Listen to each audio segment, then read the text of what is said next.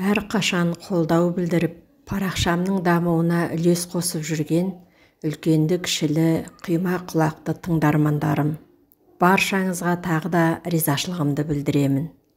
Жайсаң жандарыңыздан жақсылықтар арылмасын, еңбектеріңіздің жемісін көріп, көрікті ойларыңызбен көркем болып, амандықта жүріңіздер, зейіндеріңіз ашылсын.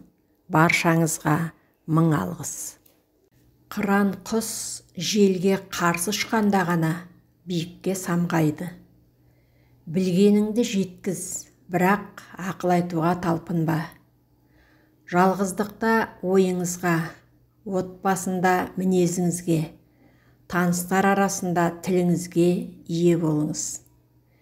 Ешкімге ашулы кезде жауап берме, қуанышты кезде уәде берме, ал қайғырып тұрғанда шешім қабылдама. Өзгергің келсе, батыл бол.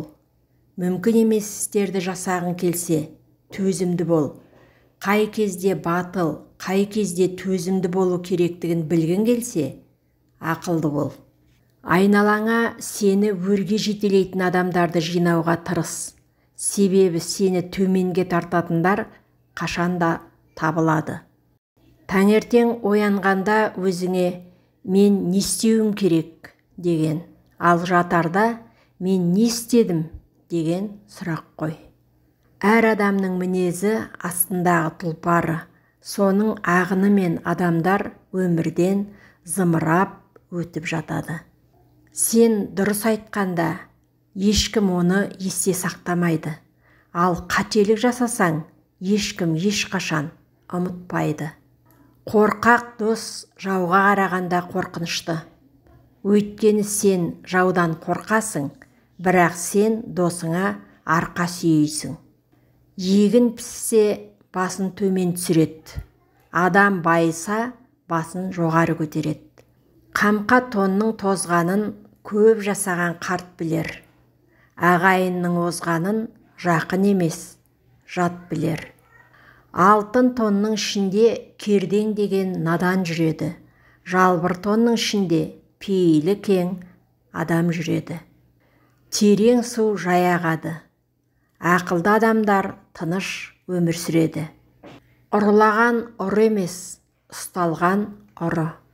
Таласатын, жарысатын ақылды ортаң болмаса, өспейсің, өшесің.